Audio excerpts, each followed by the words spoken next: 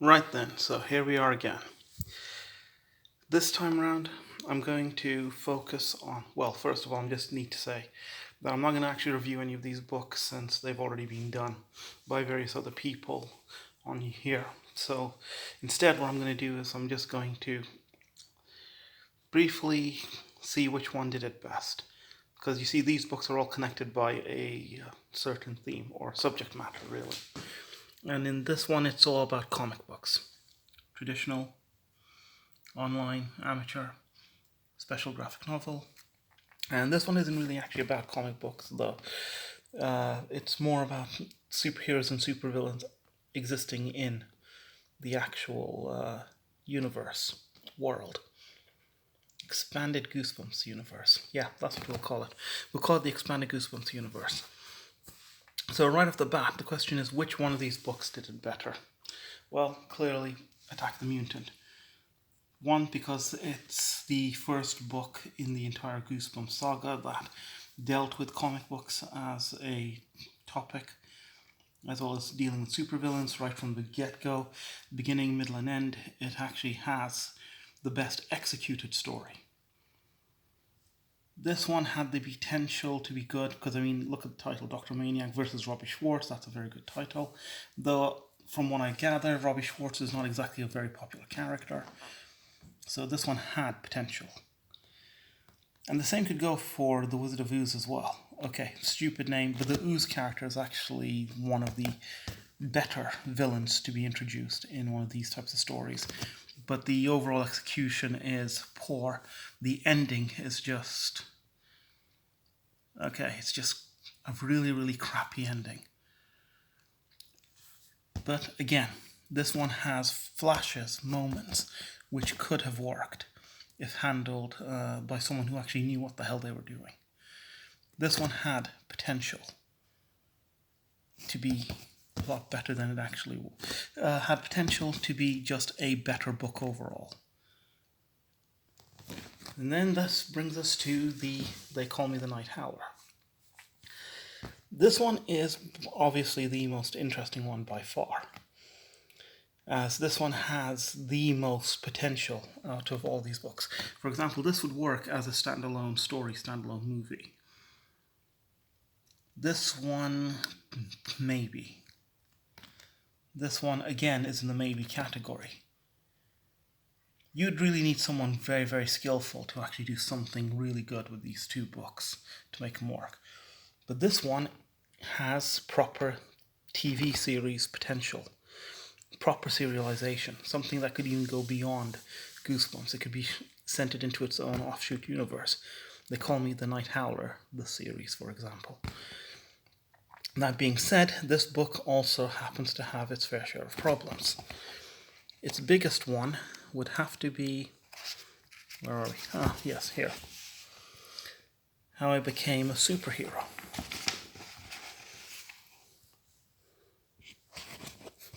Where are we? Yeah. He's Mason Brady. That's the title of the paper. Okay, right, hold on. Best way to do this is to do it like this. I'm Mason Brady, and that's the title of the paper I'd like to write for Mrs. Stuckhouse, my sixth grade teacher. Oh, by the way, it's called How I Became a Superhero by Mason Brady. It's an exciting story with lots of adventure and surprises, and trust me, all kinds of danger. And I'm sure I would get an A+, or at least an A on it. But of course, I can't write it, because it's the truth. It has to remain a big fat superhero secret. If I tell anyone, I will lose all my powers, and then where would I be? Doomed, and my enemies would celebrate. My secret identity has to remain hush-hush. Actually, I'm not even sure about it myself. I mean, it's very confusing. How many 12-year-olds have to worry about a secret identity? Okay. Yeah, god darn, bloody hell. Yep, that's what you get.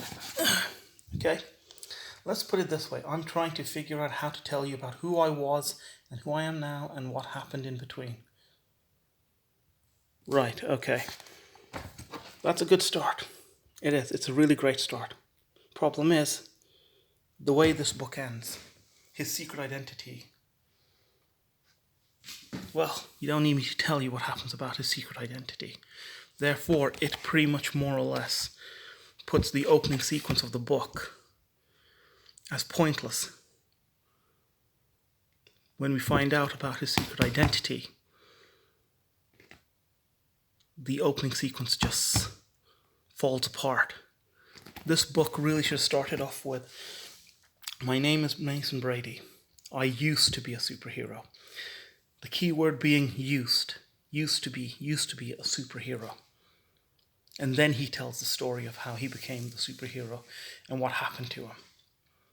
At least that way, then it fits in better with how this book actually ends.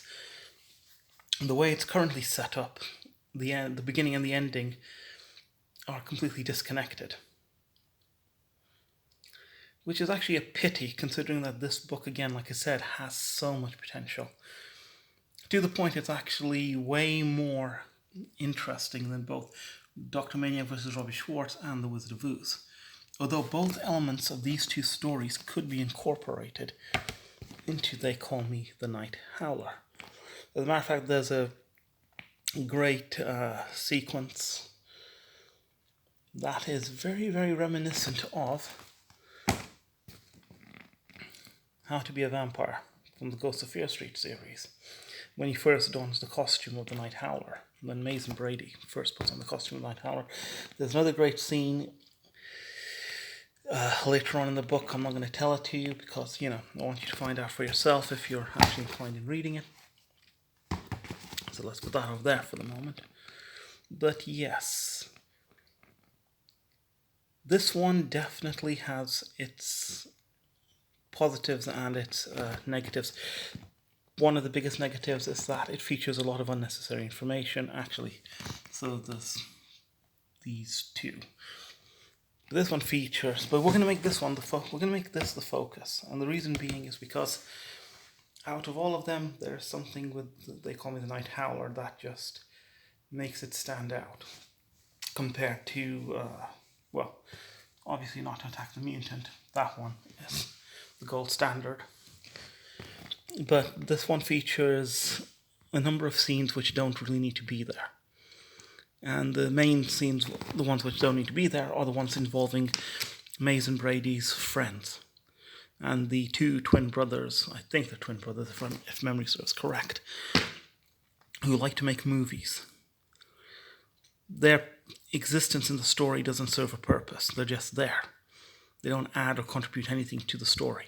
Much in the same way that the character of Serge in the first Beverly Hills Cop movie doesn't serve a purpose either. He just seems to have been put inside the film for the sole purpose to have a back and forth with Axel Foley. You remove the Serge character completely and the movie still turns out exactly the way it turns out in the finished version which we have. From beginning, middle to end. Nothing changes. And this story would actually work equally well without having any of Mason Brady's school friends being present in the narrative. Once again, we do have an annoying sister-style character in here, which actually brings me to another thing that I never noticed when I was young, was that a lot of the female characters in the Goosebumps universe, Goosebumps expanded universe in this case, are very, very annoying. Even the best female friend is annoying. Okay, not so much in this book, obviously, because in this one the female friend just seems to be primarily a sideline character, so there's not much you can do with her. And there is no best female friend character in here, but one best female friend character I would say is a real major bitch would have to be the one featured in the Ghost Dog Howls, which is the... what book is this? Okay, yeah, this is book number 17. Yeah, Ghost Dog Howls, bitch character. So you don't get any type of bitch character in this, but you do get a female character in the form of the Blue Strawberry, who is viewed to be some sort of supervillain. They never really completely say if she is really a proper supervillain or not. But the thing about the Blue Strawberry is that her powers are the ability to conjure fruit, which is something that he should actually be grateful for. You know, Mason Brady thinks of it as a bad thing, but actually it's not a bad thing. I mean, we're constantly being told to eat healthy. People have to go down to the farmer's market or the supermarket to get fresh fruit and veg. the woman Blue Strawberry is giving it to you for free. You're getting free pineapples, free apples, free bananas, free grapes, free fruit. If anything, what the Night Howler should be doing is packing all that stuff in a shopping bag and saying, "Hey, Blue Strawberry, thanks for the fresh fruit. Thanks. I don't need to spend any more money on this stuff." That's absolutely great. Because in that case, yeah, she's actually doing the world a favour by giving them fresh fruit and stuff of that nature. Now, if it was rotten fruit, it'd be a different story. But as I said, they don't differentiate on this one. They just say fruit. And the way it's described, it's clearly fresh fruit, not rotten fruit. So, that's the big negative in terms of the female character here, Blue Strawberry. But ultimately, in terms of its execution, this one has the most potential to be a proper television series. They call me the Night Howler.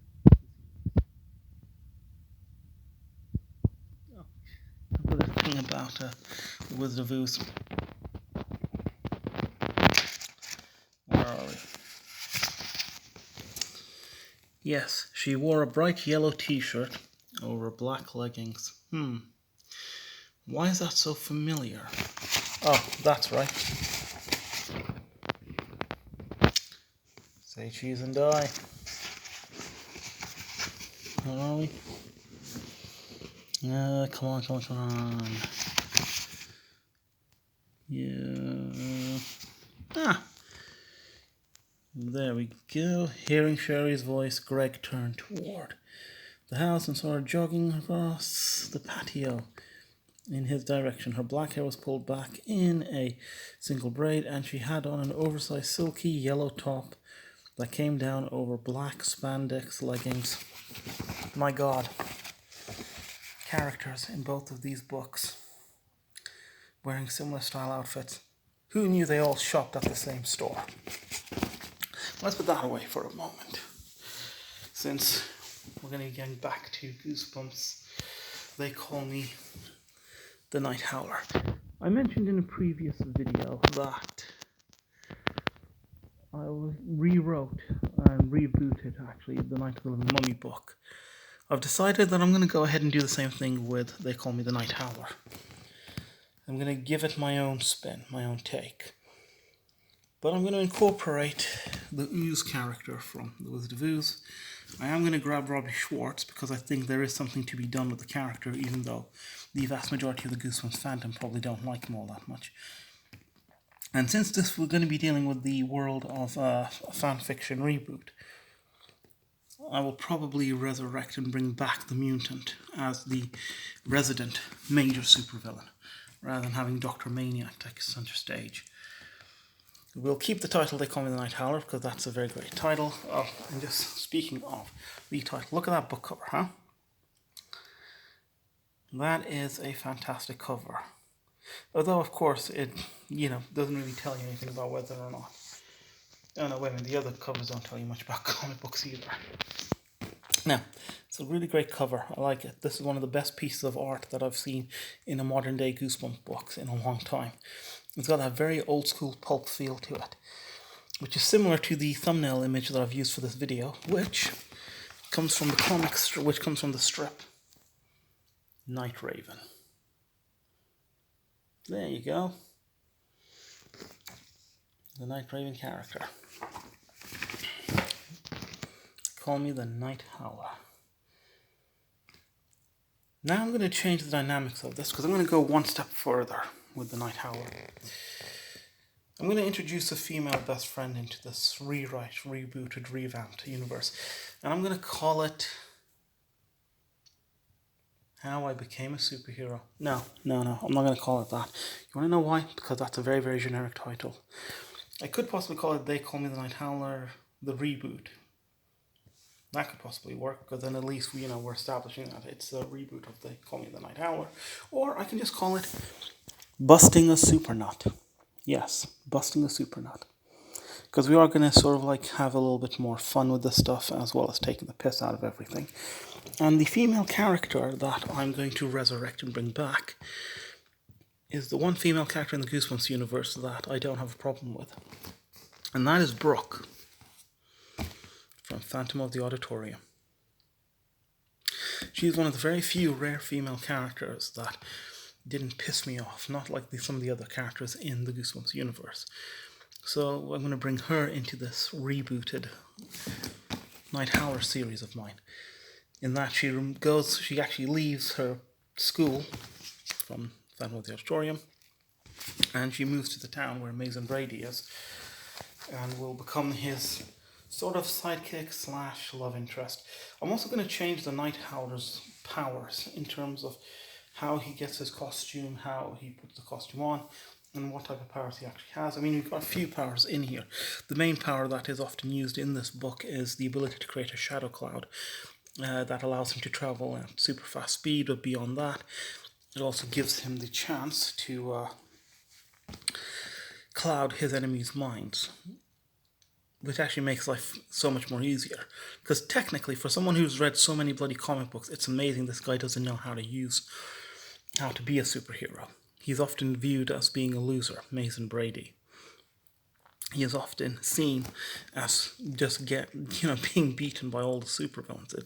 Also, again, inconsistency exists in this book that comes through the Dr. Maniac character. I know, that's kind of a bit of a tiny bit, not really a spoiler alert or anything of that nature, since the vast majority of people who've reviewed this book have done everything in their power to let you know that Dr. Maniac makes a guest appearance in this one. However, the reason why I bring up Dr. Maniac is for the sole purpose to highlight that the Maniac we're introduced in this book, who seems to be completely crazy and has this grand master plan that he might be working on in the background, is reduced to being a common jewel thief in this one. The character is not consistent. It's as if the character traits that we were introduced have somehow disappeared, and that what we're getting is basically a more bargain basement version of the character featured in this book.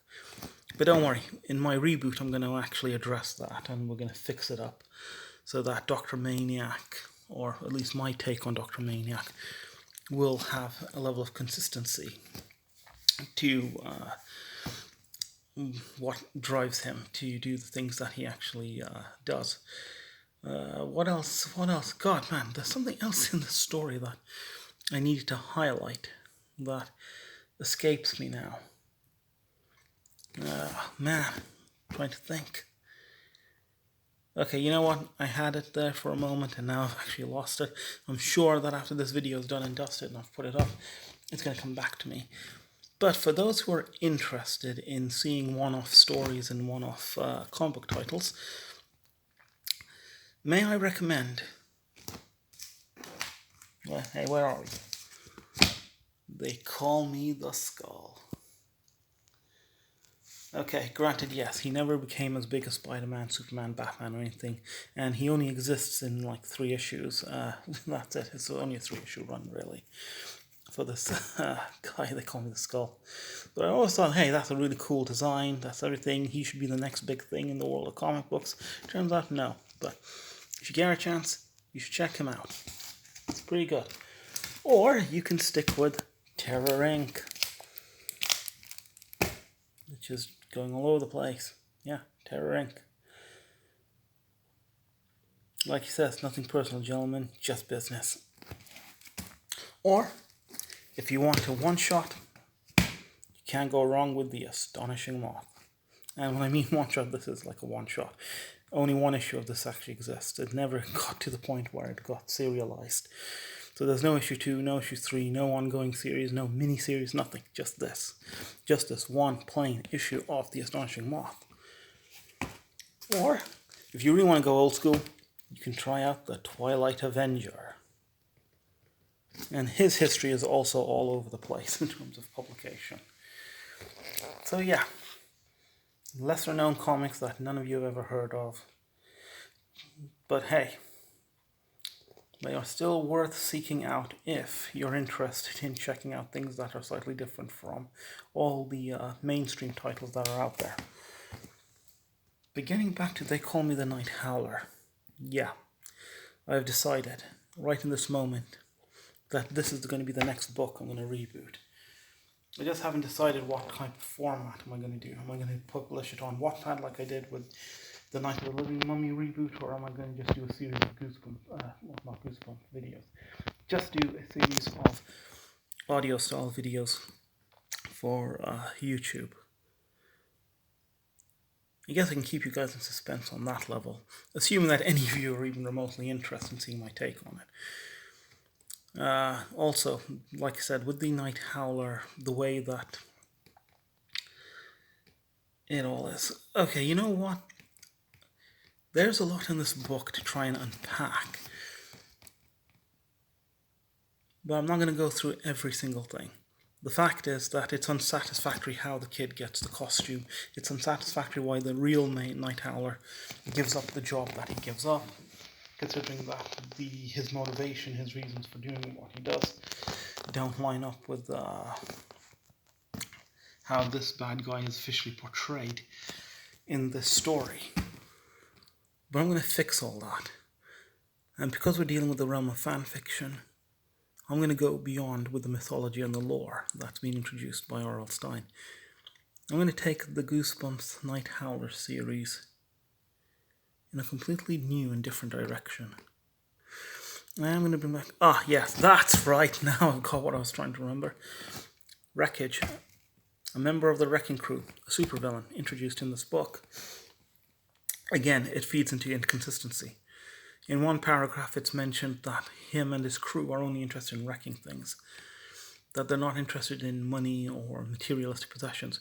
Yet in the next scene, Wreckage from the Wrecking Crew is seen robbing a jewelry store. But you just mentioned that he's not into material things, he's just interested in breaking things. So therefore, just crashing a car into a building would be more than enough criminal damage for this guy to be happy with. But now he's stealing jewels. Again, inconsistency. But we're going to change that. I'm going to come in and I'm going to rewrite They Call Me the Night Howler, and I'm going to change it. And when I say change it, I'm going to make it better. I'm going to take this one-off book and I'm going to do the one thing that R.L. Stine couldn't do. I'm going to turn this into a worthwhile title. Something that can show everyone the potential. Now this could make one hell of a TV show if you get the right screenwriters and the right showrunner behind it. How many of you out there want to actually see that is another matter entirely. But hey, at this point in my life I have nothing left to lose.